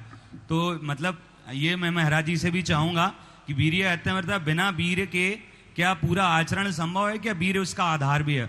नमोस्तु महाराज जी, मैं लिख लेता हूँ। ठीक महाराज, बहुत बहुत धन्यवाद भाई मोहित जी, और बहुत सुंदर आलेख वाचन उन्होंने किया। जो जिज्ञासाओं का समाधान पूज्य गुरुदेव अभी अपने उपदेश में हमें यहाँ पर प्रदान करेंगे। मैं आप सभी से निवेदन करूँगा कि अगर कोई अपनी जिज्ञासा माइक पर नहीं रख पा रहे हैं, समय का अभाव है, तो आप अपनी जिज्ञासा यहाँ पर हमें प्रदान करें। पूज्य श्री के चरणों में हम उन्हें पहुँचाएंगे और उनसे एक तात्विक और आगमनिष्ठ समाधान हम प्राप्त करेंगे। जिन्होंने जिज्ञासाएं की हैं ये भी लिख दें। जी महाराज, जिन्होंने जिज्ञासा की है ना, अभी जिन्होंने जिज्ञासा की है वो हमें लिख करके दे दें, ताकि हम पूज्य श्री से उनका समाधान यथोचित प्राप्त करें। आइए, इस क्रम में मैं आज के सत्र में अंतिम आलेख के लिए निवेदन करूंगा। पूना में जो अपनी सेवाएं प्रदान कर रहे हैं परम आदरणीय हमारे स्नातक वर्य पंडित श्री अभिषेक जी जैन शास्त्री, जोरदार तालियों से उनका स्वागत, अभिनंदन करें। आपका विषय है भाव पाहुड़ में वर्णित 363 मतों का समीक्षात्मक अध्ययन। एक ऐसा विषय जिसके माध्यम से हम सबको एक सम्यक और मिथ्यात्व की सही पहचान प्राप्त होगी। ऐसे परम आदरणीय और हम सबके अग्रज आदरणीय अभिषेक जी शास्त्री, जिन्होंने संस्कृत में एक अपना सिद्ध हस्त प्राप्त किया है और पूना में अपने केंद्रीय विद्यालय में अपनी सेवाएं प्रदान कर रहे हैं। भाई अभिषेक जी।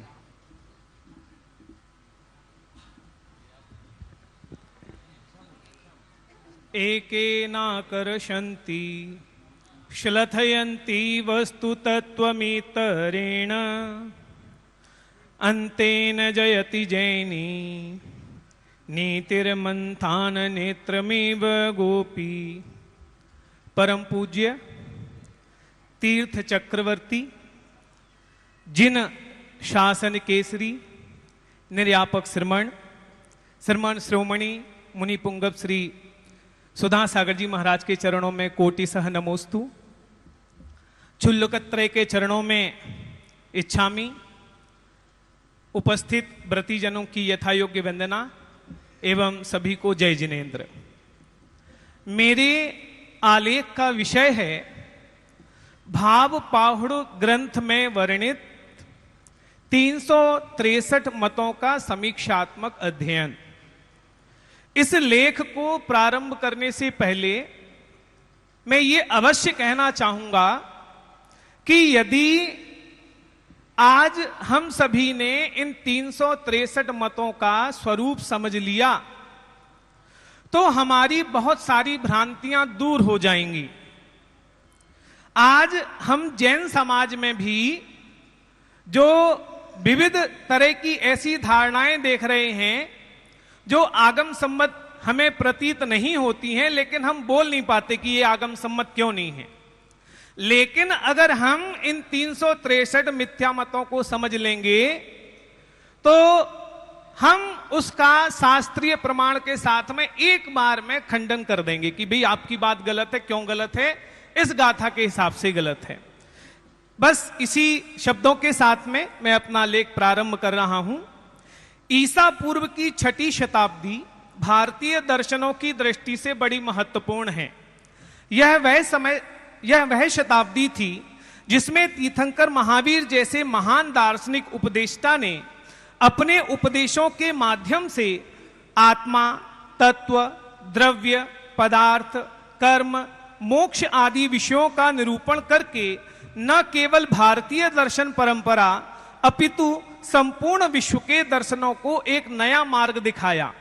यह शताब्दी भारतीय दर्शनों को समझने के लिए इसलिए भी महत्वपूर्ण है क्योंकि इस शताब्दी में उत्तर भारत के एक बड़े भूभाग पर तीर्थंकर महावीर के साथ साथ कुछ अन्य दार्शनिक भी अपने अपने मतों का प्रचार कर रहे थे। इन दार्शनिकों में प्रमुख थे अजित केश कंबल, मक्खली गोशाल, पूरण कश्यप, प्रकुध कात्यायन, संजय बेलट्टीपुत्र और गौतम बुद्ध। इन दार्शनिकों की अलग अलग मान्यताएं थीं, कुछ का मैं उल्लेख यहां पे कर रहा हूं। इन दार्शनिकों में अजित केश कंबल का मानना था कि आत्मा या चैतन्य शरीर के साथ उत्पन्न होता है और शरीर के साथ ही नष्ट हो जाता है। मतलब शरीर की उत्पत्ति जो है वही आत्मा की उत्पत्ति है और शरीर का जो नाश है वो आत्मा का भी नाश है। मक्खली गोशाल का मत था कि सब कुछ पहले से ही निश्चित है, अतः मक्खली गोशाल की गणना नियतिवादियों में होती है। पूरण कश्यप का मानना था कि बुरे कार्य करने से कोई पाप नहीं होता और अच्छे कार्य करने से कोई पुण्य नहीं होता। भारतीय दर्शन, इसी तरह और भी दार्शनिकों की मान्यताएं थीं। भारतीय दर्शन की परंपरा में अजित केश कंबल के मत को उच्छेदवाद या अक्रियावाद, मक्खली गोशाल के मत को नियतिवाद, प्रकुद कात्यायन के मत को अकृततावाद, पूरण कश्यप के मत को अक्रियावाद, संजय बेलट्टीपुत्र के मत को अनिश्चिततावाद या अज्ञानवाद और गौतम बुद्ध के मत को अव्याकृतवाद या क्षणिकवाद के नाम से भी जाना जाता है। उस समय ईसा पूर्व की 6ठी शताब्दी में विभिन्न मतों से आक्रांत एवं संभ्रांत चित्त मानव मात्र को सन्मार्ग का दर्शन कराने के लिए तीर्थंकर महावीर द्वारा इन दूषित मतों की गणना मिथ्या मतों के रूप में करके अनेकांत रूपी सम्यक सिद्धांत का प्रतिपादन किया गया। अगर हमें अनेकांत को अच्छी तरह से समझना है तो इन मतों का जानना बहुत जरूरी है। उपर्युक्त दार्शनिकों के मिथ्या मतों एवं उस समय प्रचलित अन्य मिथ्या मतों को प्रमुखतः 4 वादों में बांटा गया। उनको एक 4 भागों में बांट दिया गया और वो भाग थे क्रियावाद, अक्रियावाद, अज्ञानवाद और विनयवाद। इन चारों वादों के अवान्तर भेद 363 हैं, जिनका वर्णन जैन सिद्धांत ग्रंथों में अनेकत्र प्राप्त होता है। दृष्टिवाद, जो हम द्वादशांग पढ़ते हैं तो उसका 12वां अंग है दृष्टिवाद। दृष्टिवाद नामक 12वें अंग में 363 दृष्टियों का निरूपण और निग्रह किया जाता है, ऐसा उल्लेख धवला में भी आया है।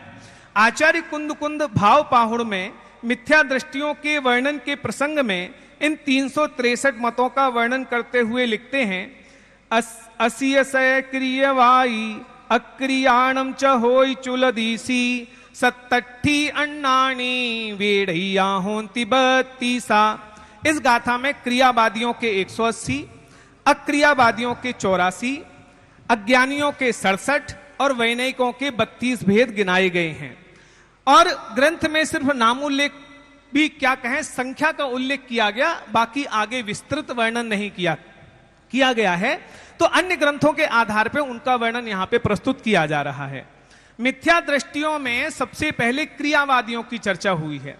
अगर हम क्रियावादी शब्द सुने तो आपातः यह समझ में आता है कि जो क्रिया को ही सब कुछ मानता है, लेकिन जब हम इसके सैद्धांतिक पक्ष की ओर देखते हैं तो इसकी परिभाषा बृहद है।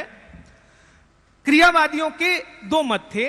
क्रियावादी आत्मा का अस्तित्व तो मानते थे, मतलब ग्रंथों में ऐसा उल्लेख है कि आत्मा को की जो सत्ता माने वो क्रियावादी, किंतु वह व्यापक है या अव्यापक, करता है या अकर्ता, क्रियावान है या अक्रियावान, मूर्त है या अमूर्त, इनमें उन्हें विप्रतिपत्ति थी। इसका वो अलग अलग तरह से वर्णन करते थे।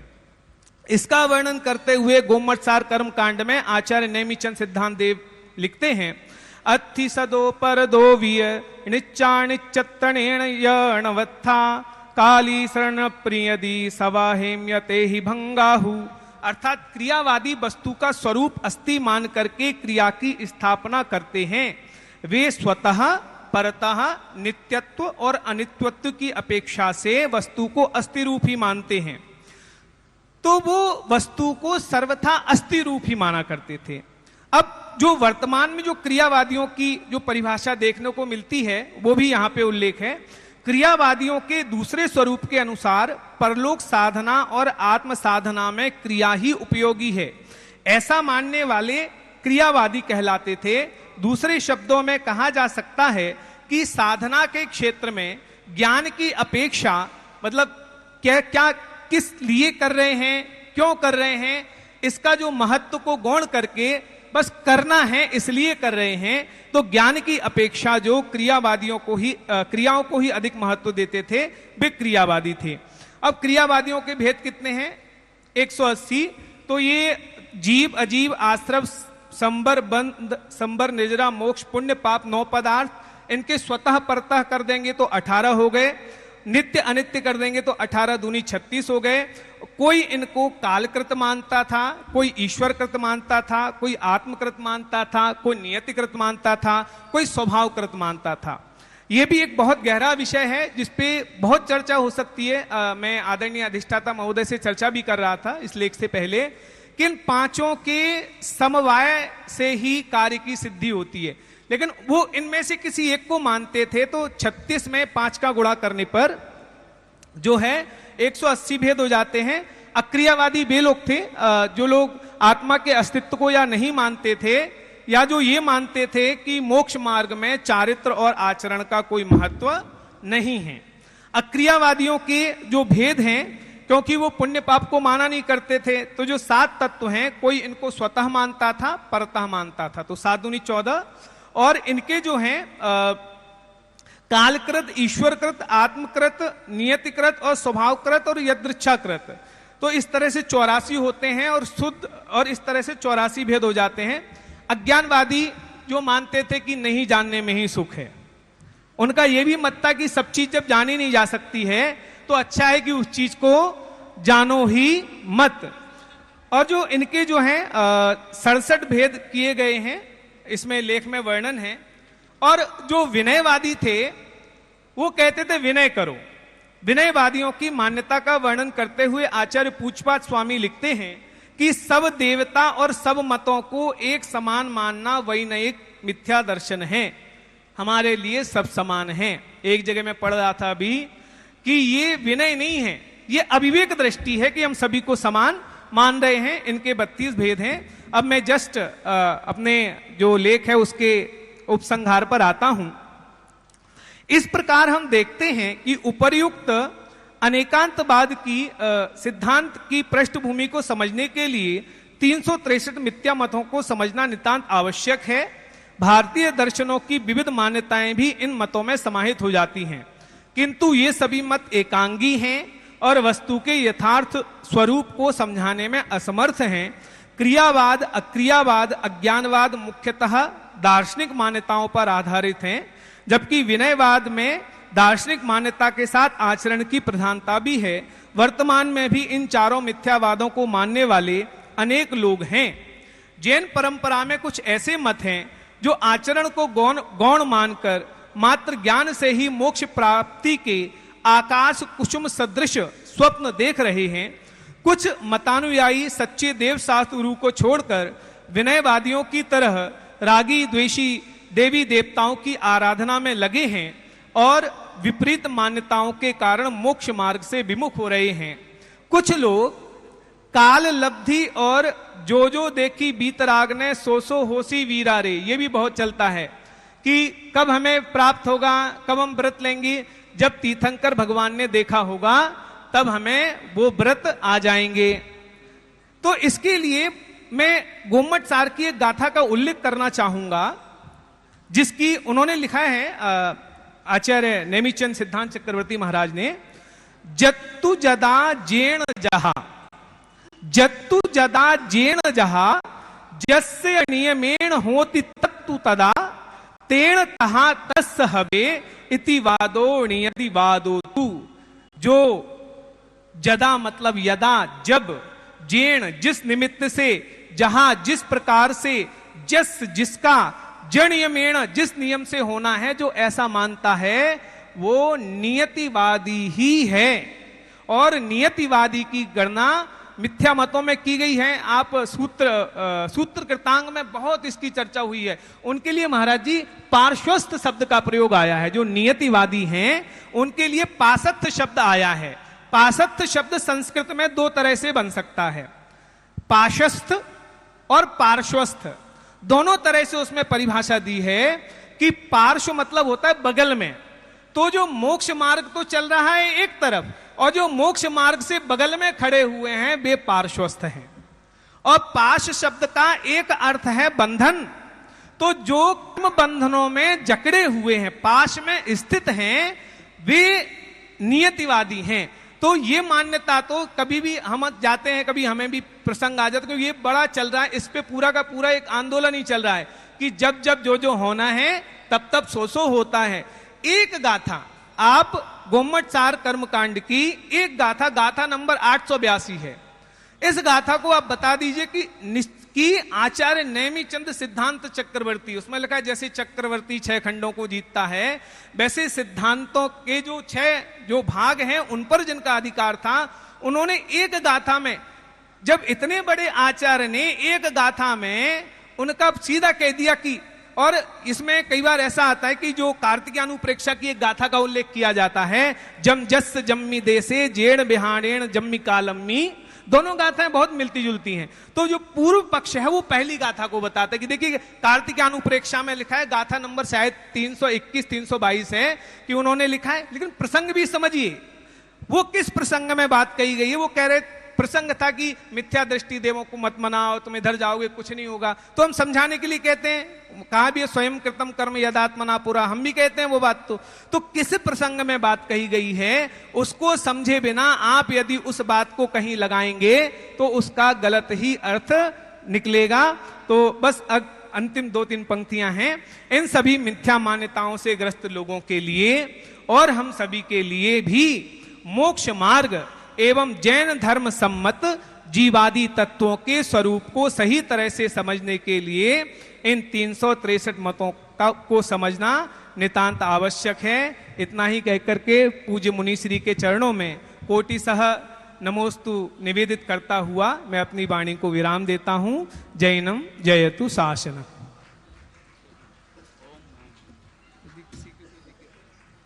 श्रोतागणों से मैं निवेदन करूंगा, क्षमा चाहते हैं, अभी समय ज़्यादा हो गया है। आप अपनी जिज्ञासा लिख के दे दें, पूज्य श्री उसका समाधान करेंगे। बहुत अधिक समय हम नहीं लगाते हुए अध्यक्षीय सत्राध्यक्ष जो आज के सत्र के हैं आदरणीय डॉक्टर आलोक कुमार जी जैन रानू भोपाल से, मैं उनसे निवेदन करूंगा कृपया पधारें। और आज के जो 3 महत्वपूर्ण आलेख्य सत्र में हुए, इसमें बहुत संक्षिप्त टिप्पणी अपनी यहाँ पर रखेंगे पंडित आलोक जी।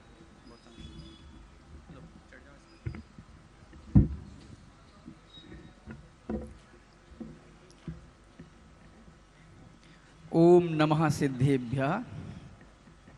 मुनिश्री के चरणों में नमोस्तु करता हुआ अध्यक्ष महोदय, अधिष्ठाता महोदय और मंच पर विराजमान सभी विद्वानों को नमस्कार करते हुए मैं अपना अध्यक्षीय जो कर्तव्य है उसको पूरा करते हुए सबसे पहले मंगलाचरण किया पंडित श्री पारस जैन जी शास्त्री जो सांगानेर में व्याख्याता पद पर सुशोभित हैं, और उसके बाद सबसे पहला जो आलेख विद्वत श्री शिखर चंद जी जैन ने अपना जो दिया, अष्टपाहुड़ में वर्णित पंचम काल में ध्यान की अवधारणा, ज्ञान और ध्यान इन दो विषयों पर आपने अच्छा तुलनात्मक विषय प्रस्तुत किया, तो ये बहुत अच्छा लगा। और मुनिश्री ये जो इनका टाइटल था पंचम काल, अष्टपाहुड़ में वर्णित पंचम काल में ध्यान की अवधारणा, तो अभी चर्चा भी कर रहे थे इसी विषय पर कि इसको ऐसा कर सकते थे कि पंचम काल में वर्णित धर्म ध्यान की अवधारणा, ये अगर टाइटल होता तो हमें लगता है कि ज़्यादा अच्छा होता, क्योंकि ध्यान तो सबके है ही है। वो आर्त ध्यान तो निरंतर सभी जीवों के होता ही है, क्योंकि विशेषता यहाँ पर धर्म ध्यान से संबंधित थी, क्योंकि शुक्ल ध्यान तो पंचम काल में संभव है नहीं, तो इसलिए धर्म ध्यान से अगर संबंधित इसको जोड़ देते तो एक तरह से वो आलेख जो है वो उसी पर आधारित हो जाता। तो ये मेरा स्वयं का अपना विचार है। दूसरा, इन्होंने पंडित मोहित जैन जो शास्त्री जी हैं, इन्होंने अपना आलेख प्राकृत भाषा में प्रस्तुत किया, तो ये हम सबको बहुत गर्व की बात है, क्योंकि अभी तक तो हमारे यहाँ सिर्फ 2 विद्यार्थियों ने ही प्राकृत भाषा में अपनी पीएचडी लिखी है। अब इन्होंने ये प्राकृत भाषा में आर्टिकल लिखा है, तो ये देख करके बड़ी प्रसन्नता हो रही है कि हमारी अब प्राकृत भाषा का भविष्य उज्जवल है, और अब हमें सांगानेर के विद्वानों के द्वारा प्राकृत का संरक्षण अब नियम से आगे भविष्य में होगा ही होगा, इस पर हमें बड़ा खुशी महसूस हो रही है। और अभी जो एक विषय अपना यहाँ चला था कि पंचाचार के संबंध में कि आचार्यों के मूल गुण हैं, साधुओं के नहीं हैं, तो मेरा ये स्वयं का विचार है कि पंचाचार आचार्य साधुओं से पालन तो करवा ही रहे हैं, तो साधु उसका पालन कर ही रहे हैं। दूसरी बात, एक बहुत मुख्य बात यह है कि आज तक के रिकॉर्ड में, अनादिकाल से लेके आज तक में कोई भी आचार्य मोक्ष नहीं गए हैं, हमेशा साधु ही मोक्ष गए हैं, क्योंकि उन्होंने अपना आचार्य पद त्याग करके ही संलेखना धारण करते हैं या ध्यान में बैठते हैं और मोक्ष की प्राप्ति करते हैं। ये मेरा अपना स्वयं का विचार है मुनिश्री। तो पंचाचार का पालन साधु कर रहे हैं और उस पालन करने से वो मोक्ष जाएंगे, उसमें कोई समस्या नहीं है। दूसरा एक प्रश्न आया था बीच में कि सील के भेद नहीं बताए हैं, तो उन्होंने वहां पर परिवार के संबंध में चर्चा आई है। उसके पहले जो गाथा दी है उन्होंने, तो उसमें ये जीव दया, इंद्रिय दमन, सत्य, आचौर्य, ब्रह्मचर्य, संतोष, सम्यक दर्शन, सम्यक ज्ञान और सम्यक तप, इनको सील का परिवार माना है। तो वो ही उसके एक तरह से भेद समझ लेना चाहिए, क्योंकि अलग से उन्होंने आचार्य महाराज ने भेद नहीं किए। अब वो प्रश्न पूछ रहे थे आचार्य ने क्यों नहीं किए, तो भाई आचार्य ने क्यों नहीं किए वो हम कैसे बता पाएंगे, तो इसलिए परिवार का उन्होंने वर्णन कर दिया है, तो उस परिवार को ही उनका भेद समझ लेना चाहिए। तीसरा जो आलेख पंडित अभिषेक जैन जी शास्त्री पुणे ने किया है, तो उन्होंने ये 363 मतों को बहुत अच्छे से प्रस्तुत किया है और कई कई मतों का बहुत अच्छे से स्पष्टीकरण भी दिया है, कि जिससे हम ये समझ सकें कि हम जो आज के टाइम पर कोई चर्चा करते हैं तो वो भी उनसे रिलेटेड हैं कि नहीं है। अभी यही चर्चा हो रही थी कि जो 363 मतों का वर्णन हमारे ग्रंथों में प्राप्त होता है, तो मुनिश्री क्या वर्तमान में भी उनका हमारे इस संबंध में कुछ मेल होता है, या कुछ वो 363 अलग हैं और हमारे यहाँ जो अलग मत चल रहे हैं उनको हम इनसे कैसे जोड़ सकते हैं, इस संबंध में भी आपसे थोड़ा सा निवेदन है। इतना ही कह करके बहुत अच्छा 3 विद्वानों ने आलेख वाचन किया है। बड़ा प्रसन्नता हो रही है कि हमारे जो जूनियर छात्र हैं या जूनियर हमारे भाई हैं, वो बहुत अच्छी मेहनत करके और समाज जन को भी सुन करके संतोष हो रहा होगा कि इस संगोष्ठी में जो उन्होंने पुण्यार्जन किया है वो सार्थक सिद्ध हो रहा है, और आपको निश्चित रूप से बहुत अच्छा विषय प्राप्त हो रहा होगा। और समाज जन से निवेदन है कि वो आगे दोपहर में और भी जो 2 दिन सब संगोष्ठी होगी उसका पूर्णतया लाभ लें, तो जिससे आपको भी कई कई विषयों से जो बहुत पुराने बंधन बंधे हुए हैं वो नियम से खुलेंगे। इतना ही बोल करके मुनीषी के चरणों में नमोस्तु। बहुत बहुत धन्यवाद। आज की इस सत्राध्यक्ष परम आदरणीय डॉक्टर आलोक कुमार जी जैन भोपाल से जो हमारे बीच में हैं, और निश्चित रूप से हम सभी अब अपनी प्रणति निवेदन करेंगे पूज्य गुरुदेव के श्री चरणों में। आज 3 महत्वपूर्ण आलेखों का यहाँ पर वाचन हुआ और पूज्य श्री हम सबकी यही भावना है, इन आलेखों के प्रश्नों के माध्यम से आपका जो उद्बोधन, आपका जो मंगल आशीर्वचन हम सबको प्राप्त होगा, निश्चित रूप से इनका समाधान तो हमें प्राप्त होगा ही और आगे बढ़ने की हमें प्रेरणा प्राप्त होगी। हम सबकी भावना पूज्य श्री के चरणों में बारंबार नमोस्तु निवेदित करते हैं। जय श्री ओम नमः सिद्धेभ्यः। पंच परमेष्ठी भगवान की, आचार्य श्री गुरुवर कुंद कुंद महाराज की, आचार्य श्री गुरुवर विद्यासागर महाराज के। बोले श्रमण शिरोमणि पूज्य गुरुदेव मुनि पुंगव श्री सुधा सागर जी महाराज की, समस्त मुनि संघ की। कोई भी महान आत्मा जब किसी भी चीज का परिवर्तन करते हैं, सबसे पहले तो स्वयं का ध्यान रखते हैं, उन्हें क्या करना है। जब वो अपने निर्णय कर चुकते हैं कि मुझे यही ही करना है और यही ही सत्य है, कल प्रवचन में हमने कहा था, उसको उपदेश देने का अधिकार नहीं है जो स्वयं अभी निर्णय नहीं कर पा रहा है। उसकी वाणी में दृढ़ता नहीं आएगी और वो एक ऐसे उभय और संदेहात्मक शब्द बोलेगा जिनसे जनता दिग्भ्रांत हो जाएगी। वक्ता का उसी विषय पर बोलना चाहिए जिस विषय पर उसका ध्यान दृढ़ हो गया, यही अंतिम सत्य है और यही अंतिम सत्य है।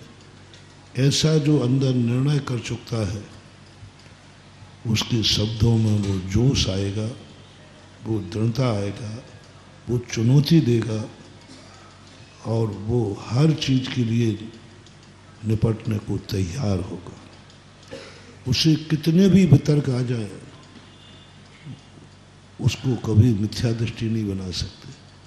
जैसे कल मैंने कहा था, मुझे कोई चंद्रमा पर भी जाके उठा के ले जाए और वहाँ कहे देख लो बाबा जी अपनी आँखों से, यहाँ पत्थर वगैरह हैं कि नहीं, मिट्टी है कि नहीं, और अभी तक आपके शास्त्र कहते आए कि देवताओं का घर है, तब भी मैं यही कहूँगा, मेरी आँखें झूठी हो सकती हैं, जिनवाणी झूठी नहीं हो सकती। ऐसा सिद्धांत, ऐसा अडिग निर्णय जब जिस व्यक्ति का हो जाएगा, वो लेखनी लिखने का, प्रवचन करने का अधिकारी होता है, क्योंकि वही व्यक्ति दूसरों के लिए कुछ दृढ़ता कर पाएगा, अंदर की आवाज निकाल पाएगा। रेफरेंस तो संदर्भ में दिए जाते हैं, पहले तो तुम्हारा निर्णय बताओ सत्य क्या है। तब सामने वाला कहे कि मुझे आपकी बात पर विश्वास नहीं हो रहा है, तो फिर कहेगा कि जो मैं कह रहा हूं यही कुंद कुंद स्वामी ने कहा। कुंद कुंद स्वामी ने जो कहा वह मैं नहीं कह रहा हूं,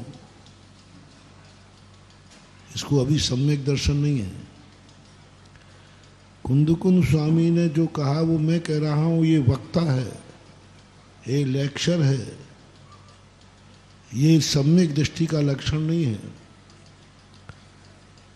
सम्यक दृष्टि क्या कहता है, जो मैं कह रहा हूं यही कुंद कुंद भगवान ने कहा है, जो मैं कह रहा हूं यही जिनेन्द्र देव ने कहा है, और हम जिनेन्द्र देव को सपोर्ट में ला रहे हैं। हमारा निर्णय तो हो चुका, हम तो निर्णय कर चुके कि यही सत्य है, अग्नि हाथ पर रखी है, और वो कहे हमारे पिताजी ने कहा था कि अग्नि गर्म है,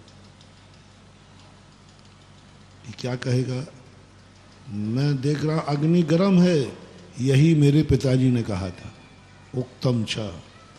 आपने देखा होगा जो आचार्य अपना ग्रंथ लिखते हैं, उसके बाद यदि किसी में उनको विकल्प होता है कि सामने वाला मेरी बात पर विश्वास नहीं करेगा, तो उक्तम चा कहते हैं, ऐसा ही फलाने आचार्य ने कहा है। ये सम्यक दृष्टा का लक्षण वो है ना, वो निर्णय कर चुका है, वो दृढ़ हो चुका है। अब हमें और आपको स्वयं को विश्वास दिलाने के लिए वो संदर्भ लाता है, संदर्भ लाता है। इसलिए उपदेश के दो रूप बनना चाहिए। एक तो जो वाणी जिन्हें भगवान ने कहा है उसको बांच दिया, कोई भी बांच देगा, कोई भी बांच देगा कि भगवान ने ऐसा कहा है। अन्य मिथ्या दृष्टि, अन्य मतावलंबी भी यदि अष्टपाहुड़ को कहेगा तो वो यही कहेगा अष्टपाहुड़ में ऐसा, जैन दर्शन में ऐसा लिखा है। इतने कहने मात्र से हम उसको श्रद्धालु मान लें? नहीं कहते, वो तो बांचेगा जो लिखा है। श्रद्धालु है, ऐसा ही तत्व है जैसे कुंद कुंद भगवान ने कहा है। मैं सदा कहता हूं भगवान ने जो कहा है वह सत्य नहीं है, ऐसा मानने वाला सम्यक दर्शन से रहित है। गुरु मेरे कह रहे हैं वह सत्य है क्योंकि गुरु ने कहा है, सो यह आपका सम्यक दर्शन से रहित पना बता रहा। ये तो सभी कह देंगे कि भाई गुरु ने कहा, सभी कह देंगे हमारे भगवान ने कहा, हमारे भगवान ने कहा, भगवान ने जो कहा नहीं है। अपन को थोड़ी भाषा बदलो।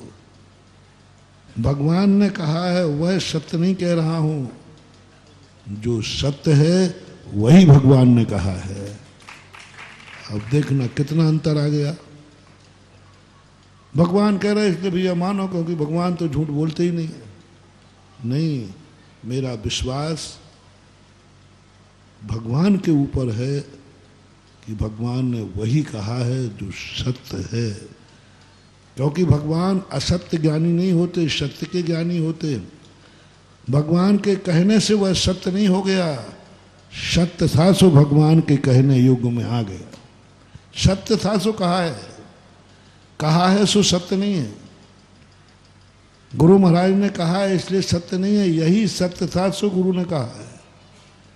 तो ऐसा जब हमारे कुंद कुंद स्वामी आदि की जो भावनाएं होती है, आपने देखा वो स्वयं अपनी भावना व्यक्त करते हैं और बाद में कहते ऐसा जिनेन्द्र देव ने, जिनेन्द्र कथिता, जिनेन्द्र भगवान ने कहा। अष्टपाहुड़ की जो गात पूज्यवर कुंद कुंद स्वामी की भाषा है, हर भाषा में पहले वो स्वयं की अभिव्यक्ति करते हैं। मेरा निर्णय ये है, मेरा निर्णय ये है। यदि मैं गलत हूं, हो सकता हूं, लेकिन मैं जो निर्णय कर चुका हूं ये भगवान ने, फलाने आचार्य जिनेन्द्र भगवान ने ऐसा कहा। जिनेन्द्र भगवान का रेफरेंस जब ही लाते हैं कुंद कुंद भगवान, जब उनको ये लगता है कि मेरी बात पर लोग विश्वास नहीं करेंगे, कोई खड़े होकर पूछेगा आपने ऐसा कहा, आपके पास प्रमाण क्या है? कैसे मानो कि आप सही बोल रहे हैं? कैसे मानो कि आप नहीं चूक रहे, आप छद्मस्त? तो हम क्या जवाब देंगे? जैसे कल कहा था ना, यदि मैं कहूं मैंने जो कहा वह सही है, कोई प्रश्न कर सकता है क्या प्रमाण है कि आपने सही बोला है? नहीं, मैं अपने आप में मान रहा हूं कि मैं सही बोल रहा हूं। तो विद्यार्थी, हर विद्यार्थी अपनी कॉपी में सही मान के लिखता है कि गलत मान के?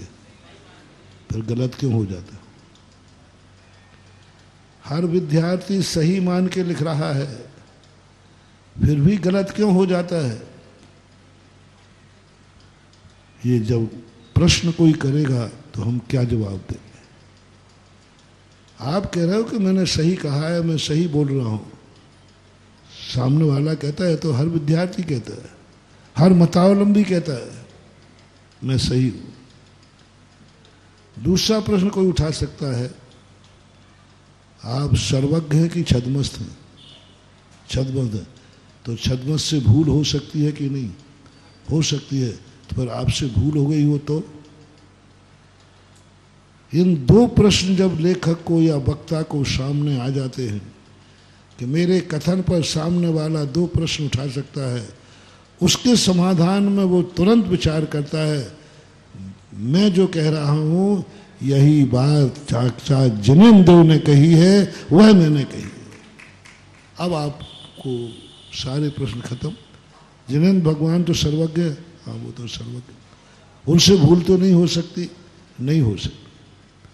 तो जहां जहां बार बार कुंद स्वामी ने कम से कम एक एक ग्रंथ में 10 से 20 25 बार जिनेंद्र भगवान की, मैं जहां उनने जिनेंद्र भगवान का नाम लिया मैंने कही डरे, इनको लग गया कि ये लोग सोता हमारी बात को उड़ा देंगे, गप है तो। वहां जहां उनका दृढ़ विश्वास है कि नहीं मैंने तर्क रख दिया, मैंने कह दिया कोई काट नहीं सकता, वहां उन गाथा में भगवान का नाम नहीं लिया। लेकिन जहां उन्होंने कहा कि प्रश्न कर देगा तो मेरे पास जवाब नहीं होगा, वहीं तुरंत कहते हैं उक्तम चा, फलाने आचार्य ने ऐसा कहा, भगवान ने ऐसा कहा। तो यह स्थिति ग्रंथ लेखक की होती है। तो हमें ग्रंथ लेखक से लेखवाचकों को ये निर्णय करना चाहिए पहले। अभी बड़ी संगोष्ठी में भी कहा, हमें बाँचना नहीं है, हमें अपने सम्यक दर्शन की अभिव्यक्ति करना है। हमारे लेख में झलकना चाहिए कि सम्यक दृष्टि लेख बाँच रहा है, सम्यक ज्ञानी लेख बाँच रहा है। उपदेश में झलकना चाहिए कि सम्यक चारित्री प्रवचन दे रहा है प्रवचन को। ये बात नियम से होना चाहिए।